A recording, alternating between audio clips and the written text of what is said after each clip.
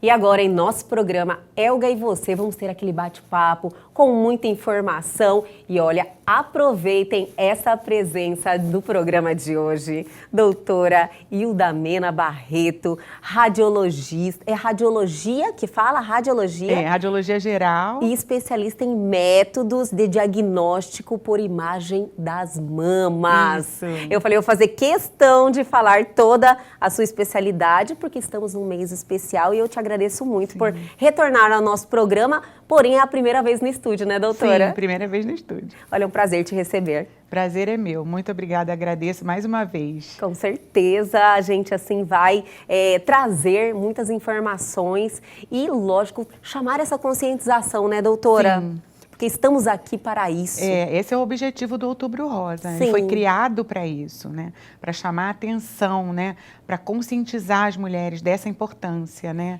E você trabalha diretamente com isso, diariamente? Diariamente, há muitos anos. Muita experiência, né, doutora? Muitas Graças histórias a Deus, de muitas. pessoas que passaram, e você acumula um conhecimento, assim, né? Uma vivência do dia a dia das mulheres. Isso, exatamente. Cada uma com a sua realidade. E umas acabam esquecendo de si mesmas. É verdade, muito comum. Pelo acúmulo de tanta função, que hoje nós estamos aí nesse momento de transformação. Eu acho que toda transformação traz, né, certos empecilhos, ajustes que temos que fazer, porém a saúde é em primeiro lugar, né, doutora? Sim, com certeza, né? Isso é tão importante, né? Sim. Essa preocupação, né? Então, esse mês, ele é um mês, assim, eu acho um mês muito importante, né? Tem algumas pessoas que fazem algumas críticas e tal, falando como que, tudo na vida. Falando que é só jogo de confete, que é um mês, não é. Por que é importante, né? É um mês inteiro para a gente estar lembrando aos nossos familiares, né? As nossas amigas, as nossas parentes, primas, irmãs, né?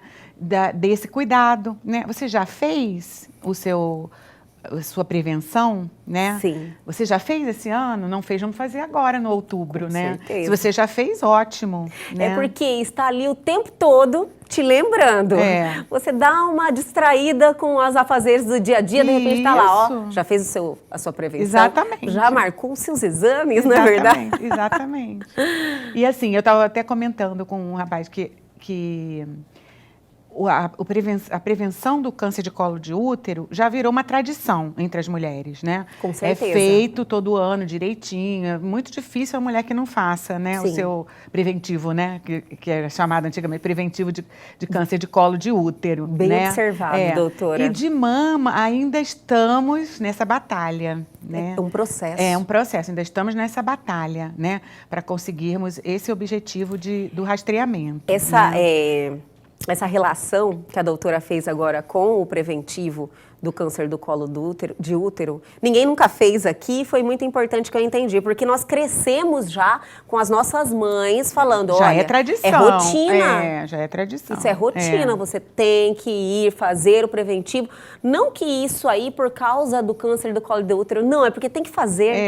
Era exatamente. assim, né? Então, você vê que é uma coisa que já vem inserida em você. Exatamente. E eu acredito que o trabalho do Outubro Rosa é justamente para criar esse mesmo sentimento. Sim, exatamente. Comprometimento.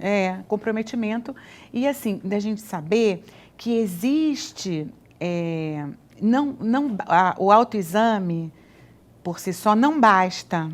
Porque o nosso objetivo é a detecção precoce, antes do câncer ser palpável, antes dele dar aqueles sintomas que vários médicos, amigos nossos, mastologistas, que já vieram aqui, queridos, né, comentaram. Quais são os sintomas, sinais e sintomas, né? Então, você pode ter uma alteração na morfologia da mama, no volume, uma alteração na pele, você pode ter uma descarga papilar, que é a saída de secreção pelo mamilo, você pode ter nodulação palpável, né?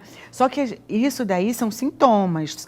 A mulher, em qualquer idade, em qualquer fase da vida, desde criancinha até a fase da terceira idade, né? A pessoa idosa, né? Se tiver qualquer um desses sintomas, tem que procurar o seu médico, né? Ginecologista ou mastologista e tal. Mas o objetivo da saúde pública mundial, não é só no Brasil, é detectar antes do aparecimento desses sintomas, entendeu? Perfeito, doutora. Então, assim, lógico que você fazendo o seu preventivo, muito que provavelmente você vai conseguir, se caso, né, vir a sofrer algum problema, você identificar precocemente. Porém, quando você já detecta sinais, ele já está um pouquinho mais evoluído. Sim, com certeza. Um pouquinho mais. Doutora, você vê como é que todo mundo fala, nossa, autoexame. É importante. É importante, porém existe algo a necessidade antes ainda da gente antecipar esses sinais e sintomas. E como é que se faz isso? Como se faz isso, né? Não sou eu que estou inventando. Doutora, imagina. Isso daí são estudos, como o câncer de mama é muito prevalente no mundo inteiro, né? Sim. Aqui no Brasil, ele é o segundo tipo de câncer mais comum entre as mulheres. Fica atrás somente do câncer de pele não melanoma, que é um câncer super benigno, que não mata. Olha só. Então, como o de mama é o segundo, ele é o que mais mata. Entendi. O de pele não melanoma raramente mata, entendeu? Entendi. Então, é muito importante, né? A gente está tendo informações sobre isso. Esse mês é o mês assim, da divulgação, do compartilhamento dessas informações, né? Então, assim, é importante você conhecer o seu corpo, saber que a sua mama está estranha. É importantíssimo. Se isso acontecer, mesmo se você já tiver feito o seu rastreamento mamográfico, corre de novo para o médico. Entendeu? Entendi. Então é importantíssimo isso. Mas o nosso objetivo em termos de saúde pública é antecipar os sinais e sintomas. No câncer de colo de útero, é através daquele exame preventivo desagradávelzinho, Sim, né? Que a gente colhe aquele materialzinho mas celular suportável, né, doutora? Suportável. Também. Exatamente. Por uma causa, não é verdade? Uma boa causa. Na mama, para a prevenção do câncer de mama, através de muitos estudos no mundo inteiro que foram feitos, né, com esse objetivo, chegou-se à conclusão que o exame, assim, o exame que se presta a um rastreamento populacional é a mamografia, entendeu? Ele é um exame maravilhoso, perfeito, 100%? Nenhum exame é. Não é, nenhum exame é. Tá? Olha só. Mas ele é um exame. Muita gente fala, eu fiz a mamografia, não detectou nada e eu estava com câncer. Ele não é 100%. Nenhum exame de imagem é 100%. Entendo. Né? Mas ele é um exame que, na grande maioria dos casos de câncer de mama, ele consegue detectar precocemente. Entendeu? Então, isso daí tem sido amplamente divulgado e tem sido recomendado que esse exame de mamografia seja feito periodicamente, né? E periodicamente, geralmente, a indicação é todo ano? Então, isso que eu ia te falar. Em alguns países, eles preferem uma vez a cada 2 anos. Aqui no Brasil, pelo Ministério da Saúde também, ele fala a partir dos 50 anos, anualmente. Os 74, me parece. Mas as entidades, Sociedade Brasileira de Mastologia, FEBRASGO, que é a Federação Brasileira de Gineco-Obstetrícia, e o CBR, que é a minha, Colégio Brasileiro de Radiologia, eles se uniram e formaram uma entidade chamada Comissão Nacional de Mamografia. Essa Comissão Nacional de Mamografia, que é composta por esses órgãos que eu respeito demais, que tem muito estudo, né? Assim, que realmente uma ampla cadeia. Eles recomendam, como nos Estados Unidos, a partir dos 40 anos de idade, uma mamografia por ano, que é o que eu sigo, que eu recomendo para as minhas pacientes. Sim. Né? E que na minha vida pessoal, no meu caso pessoal, foi providencial. Sim, sim. Se eu tivesse esperado mais tempo, mais do que 1 ano, talvez tivesse tido um problema maior. Então, assim, o meu caso específico é o caso de várias mulheres que eu acompanho. Né? Diariamente está recebendo lá no seu consultório. Então assim, na minha opinião, eu concordo com esse esquema que é do American College of Radiology, né? O ACR, e que essas entidades, né, a Comissão Nacional de Mamografia, com essas entidades que eu te falei, eles também seguem essa recomendação. A partir dos 40 anos, uma vez por ano, uma mamografia por ano. Os pacientes que não estão sentindo absolutamente nada. Qual que é o objetivo? Igual ao preventivo do câncer de colo de útero. Tentar pegar a doença numa fase pré-clínica, Sim. antes do aparecimento dos sintomas. Que né? muda todo o histórico, Todo né, o doutora? histórico. Hoje, por mais que a doutora falou na questão da mortalidade, que é o que mais mata, mas mata por causa não está tendo o diagnóstico precoce, né, doutora? Exatamente. Infelizmente. Infelizmente. Né? Infelizmente. As mulheres ainda não estão com essa consciência. Não. Olha, a gente tem alguns dados assim, 95% dos casos dos cânceres de mama detectados em fase precoce, subclínica, tem cura. 95% tem cura quando diagnosticados precocemente. Às vezes, numa fase mais tardia, os índices de cura vão reduzindo, infelizmente, né? Então, isso é realmente muito, muito, muito importante. As mulheres que têm alguma predisposição genética maior, chuta assim, vou te fazer um quiz aqui. Um quiz? Eu adorei, doutora, diferente. Então, chuta qual que é a porcentagem de cânceres de mama que tem uma predisposição genética? 15%. Eu perguntei isso hoje para a minha tecnóloga de mama que faz os exames das pacientes, né? Ela falou a mesma coisa, 15%. Não. Somente de 5 a 10%. De 5 a 10%. Apenas de 5 a 10% tem uma predisposição genética. Ou seja... Muito pouco, né, doutora? Em torno de 90% não tem nenhum caso na família. Então, a primeira assim, que está lá sofrendo aquela situação. Exatamente. Fiquem atentas, né? Quais são os outros fatores envolvidos, né? Você vai me perguntar. Milhares de fatores. É uma combinação de fatores. Não é um fator só. Isolado. É isolado. Então, assim, tem o fator idade. Quanto mais idosa é a paciente, mais chance daquela célula da mama sofrer uma mutação, uma degeneração e se transformar num câncer.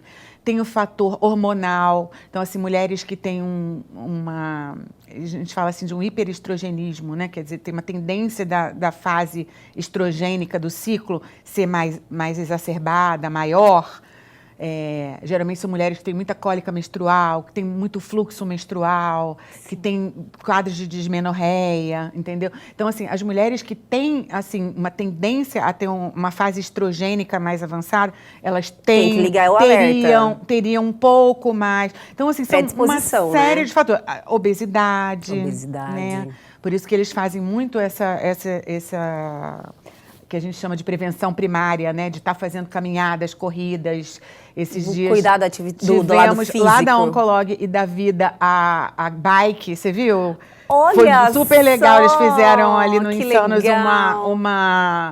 uma aula voltada para o Outubro Rosa, para prevenção, né? Sim. Quer dizer, mostrando que isso também é um tipo de prevenção primária, né? Com certeza. O rastreamento mamográfico já seria uma prevenção que a gente chama de secundária, mais voltada especificamente para o câncer de mama, né? Olha só. E seriam, então, assim, nessas mulheres que, por acaso, já tiverem esse fator familiar, né?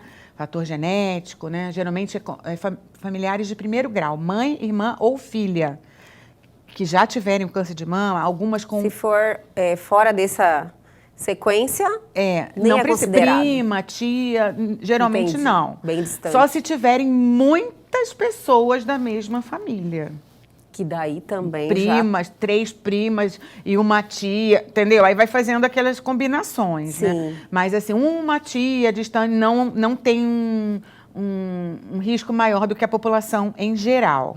Mas o importante mesmo a se dizer é o que a doutora falou. A taxa é muito baixa para você levar isso em consideração. Exatamente. Então, independente porque, disso. doutora, infelizmente, o ser humano, ele é incrível. A gente se pega fazendo essa matemática, entende? Natural, todo mundo tem muitas mulheres aí que estão nos assistindo agora. Falaram, nossa, eu pensei assim, em algum momento você pensou, eu já me pensei nisso. Fala, nossa, mas na minha família vou ficar nunca tranquila, aconteceu. Não tem ninguém. Não, muitas, isso aqui não vai acontecer comigo. Tem pessoas, assim, que é uma fase, né, do processo do câncer, quando a gente recebe o diagnóstico, assim, a primeira fase, às vezes, é de negação. Muitas mulheres chegam para mim, não é possível, doutora, a senhora está enganada. Não tem ninguém da minha família. Não acredita no diagnóstico. Exatamente. Nega. Ninguém da minha família tem isso, doutora. E é uma ela realmente recebe a notícia ainda com aquele sentimento de... Nossa, é um impacto horroroso. Fim da vida, horroroso. Uma sentença de morte e ainda. Não é e uma não sentença de morte. E é justamente isso que nós vamos dar Estamos sequência, aqui para provar. doutora. Exatamente.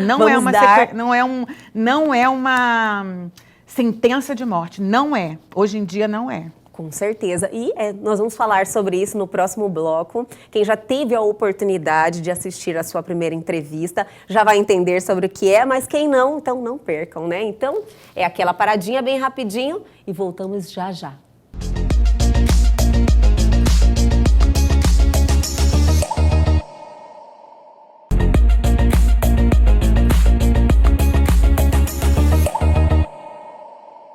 Estamos de volta hoje com essa visita ilustre, doutora Hilda Mena Barreto. Olha, um prazer imenso, uma honra ter você aqui com a gente, com todo esse conhecimento e essa maneira, essa visão diferente, assim, porque, como eu te falei no intervalo, cada pessoa que vem aqui pontua de forma diferente. E eu acredito também que diante de tudo, de toda a sua experiência, tudo que aconteceu com você, não poderia ter outro resultado, né, doutora? Quando você passa pela situação, a sua forma de ver os acontecimentos são diferentes. Sim, com certeza, absoluta. Eu acho, assim, da outra vez eu falei isso, né?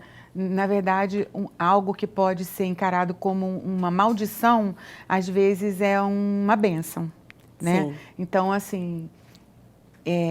para mim foi uma bênção passar por tudo isso. Na época, na hora que você está passando, é uma crise muito grande. Com certeza. Ainda mais da maneira que você descobriu no acidente, não foi verdade? Eu mesma, assim, eu descobri porque eu sempre valorizei muito essa questão do rastreamento mamográfico, né? Sim. E a minha mãe já tinha tido câncer de mama, então eu era uma pessoa de um risco aumentado. Quando as pessoas têm a mãe, irmã ou filho, um parente de primeiro grau, ou até o pai, porque o homem também pode ter um câncer de mama, né? Ele deve fazer o seu rastreamento mais precocemente, geralmente 10 anos antes do aparecimento no familiar. Então, por exemplo, minha mãe teve com 45 anos, eu começo a fazer o meu rastreamento com 35 anos. Não foi o meu caso, porque minha mãe teve com 62 anos e eu tinha 36 anos na época que ela fez. E eu comecei a fazer o rastreamento com 36 anos. Eu tinha acabado de ter meu terceiro filho e eu fui fazer a primeira mamografia. Sim. Né? Porque ela tinha tido... A primeira? A minha primeira mamografia foi com 36 anos de idade. Sim, mas não foi a primeira que foi detectada? Não, foi a primeira mamografia que eu fiz. Entendi. E eu faço desde os 36 anos, todo ano. Sim. Entendeu? Religiosamente. Então, quando eu tinha 51, há 4 anos atrás, 50 para 51, eu tinha feito um ano antes, aí eu fiz aquele ano, 2017. Vai fazer 4 anos, né? 17, 18, 19, 20, 21, vai fazer 5 anos. Em março, anos. Passa tão rápido. Passa tão rápido, ainda mais que a pandemia não se perde. Em março de 2022 vai fazer 5 anos, tem 4 anos e pouco. Eu fui fazer o meu rastreamento, como todo ano, estava sentindo absolutamente nada. Perfeita. Nada. Fui fazer meu rastreamento, tá lá. Microcalcificações pleomórficas, que é uma forma de apresentação na mamografia. Sim. As microcalcificações suspeitas, elas não aparecem em nenhum outro exame, só na mamografia. E era um BRAD5, que é uma lesão altamente suspeita, já pela mamografia. Sim. Entendeu? E aí, pronto, aí começou tudo. O sentimento, que eu gosto de falar sobre isso, esse sentimento que a gente tem, porque para ver que todos nós somos humanos. Com certeza. Medo, pavor, pânico é o primeiro sentimento. Porque a pessoa fala bem assim, nossa, mas ela é uma médica que atua nessa área, está acostumada... Você esquece tudo isso. Na hora que vem aquilo, é um impacto tão grande, assim, um tiro de fuzil, assim, na sua cara, sabe? Aí é aquele medo. entendeu? Aquele medo, ai, agora eu vou ter que perder meu cabelo, sabe? Vem É a tudo. primeira, né? Você fala, meu Deus, vai vir uma situação... Antes de morrer, eu vou perder meu cabelo. Sabe, você Sim. pensa tudo isso. E não é isso, não é mais isso. Não é mais isso, eu garanto né, doutora? que não é mais isso. Eu garanto que não é uma sentença de morte. Estou aqui para provar isso. Com toda né? certeza, doutora. E tantas outras de nós estamos aqui. O pessoal todo do MT Mama, todas elas são sobreviventes. Sim. Entendeu? Eu recebi aqui também no programa. Então, umas fofas, né? Então assim, o que isso quer dizer? Se você fizer uma detecção precoce, você tem muito mais chances de cura. Mas hoje em dia, com a medicina avançada, né, dos nossos queridos amigos mastologistas e oncologistas, com os esquemas que tem de quimioterapia e de cirurgia e tal, mesmo quando não está tão no iniciozinho, a chance de cura é muito maior do que alguns anos atrás. Com certeza. Né? Não é uma doença que é para ser estigmatizante e não é uma sentença de morte. Então, isso que tem que ficar bem claro. É lógico, quanto mais precoce você detectar... Essa questão, né, doutora? Melhora esse prognóstico. Quando eu recebi o resultado do meu anátomo patológico, ninguém vai entender isso, porque isso é uma coisa de nós, assim, que trabalhamos com isso. Quando eu fui no meu médico, que eu mostrei a mamografia para ele, ele falou, você sabe que isso daí tem grandes chances de ser um carcinoma in situ? Você não sabe? Esse tipo de apresentação. Eu falei, eu sei. Ele falou, então vamos fazer um exame. Aí eu fiz um exame, a biópsia e tal, e aí veio realmente carcinoma in situ, que é um carcinoma bonzinho, vamos dizer assim. Não é uma Ele não forma é agressiva. Mais agressivo. Sim. Na verdade, até o meu médico sempre fala para mim, e vários outros médicos também que eu trabalho, oncologistas e tal, falaram, hoje em dia não devia nem mais se chamar carcinoma. É como se fosse uma lesão precursora. Entendi. É uma alteração celular, né, neoplásica e tal, que se não tratada, pode virar um carcinoma invasor, que é o mais... agressivo, né? Como foi detectado na fase, vamos dizer assim, de in situ, né? A chance de cura é são quase fantástica, 100%, né? Exatamente. Como que foi o tratamento? Uma cirurgia e uma radioterapia. Eu nem cheguei a precisar fazer a quimio. Olha que maravilha. Nem precisei. Por causa do diagnóstico precoce. Exatamente, precoce. Então, assim, a mensagem que eu sempre gosto de passar é essa. Não é uma sentença de morte. Quanto mais precoce o diagnóstico, melhor. Mais chances de cura e o tratamento menos invasivo, menos agressivo. Sim. Né? O que é o tratamento de uma paciente com carcinoma, mesmo que seja invasivo, mas pequeno, ou in situ, como era no meu caso? É uma cirurgia, uma quadrantectomia, tira um pedaço da mama. Em geral, alguns médicos já gostam até de entrar com cirurgião plástico, ou então os próprios médicos já têm essa formação também, como foi o caso do meu, de plástica, já faz tudo ali naquele procedimento. Quando dá. Às vezes não dá. Às vezes, quando é mais avançado, não dá. Mas quando é um caso assim que dá para você tirar só um quadrante, geralmente já é feita a cirurgia plástica reparadora no mesmo tempo cirúrgico, entendeu? Depois de alguns meses, 1 ou 2 meses, quando já estiver mais cicatrizadinho, você parte para a radioterapia. Num caso mais avançado, o que eu tenho visto muitas vezes, né, de tratamento, quando é um tumor maior, ou então vários focos, que podem ter na mesma mama vários focos, ou quando é um tumor maior, ou quando tem linfonodos axilares acometidos, às vezes há necessidade de fazer primeiro a quimioterapia, antes até da cirurgia, para tentar diminuir um pouco o tumor, controlar um pouquinho a agressividade dele, e aí depois parte para a cirurgia, né? São abordagens de tratamento diferentes, mas com certeza os tratamentos necessários quando o câncer é mais precoce, é detectado mais precocemente, são tratamentos mais toleráveis, mais tranquilos, menos agressivos. Então, por isso que essa responsabilidade é muito importante trazer essa consciência, falar sobre isso, dos porquês que tem esse incentivo da pessoa ter esse compromisso consigo mesma, né? De ter aquele agendamento todo ano, ir lá fazer essa mamografia. A mamografia, uma coisa que eu também queria deixar bem clara, porque isso me incomoda quando as pessoas falam para mim, eu tinha um câncer e não foi detectado na mamografia, igual eu te falei. Desprezando É assim, ó. a eficácia, né? Existem algumas lesões que são só vistas na mamografia, como as microcalcificações, né? Vários tipos de microcalcificações. Todas as microcalcificações são suspeitas? Não. Algumas não são suspeitas, quando é espalhada e tal. As que são mais agrupadas ou as que são em distribuição segmentar ou regional é que são mais suspeitas. Sim. Né?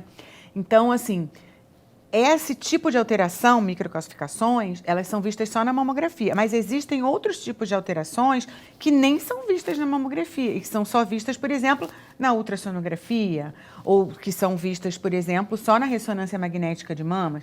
Como eu trabalho com todos esses métodos de diagnóstico por imagem das mamas, eu sei que um não substitui o outro, eles se complementam. Entendi, doutora. Como eles vão se complementar?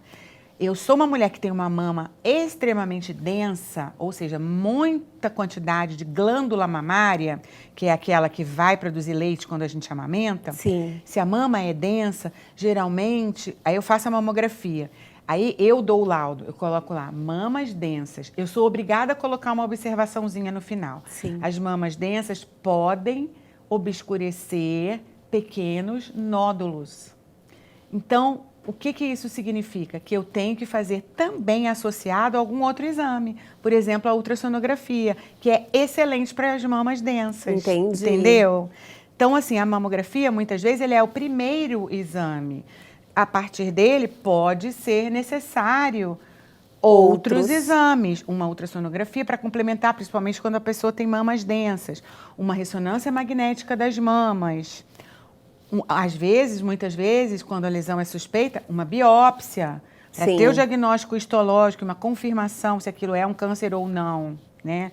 Então, seria um primeiro, às vezes não é o único, às vezes existe necessidade de complementações com os outros métodos de diagnóstico por imagem das mamas. Né? Perfeito. Então, que isso fique muito claro, isso eu quero deixar muito claro aqui.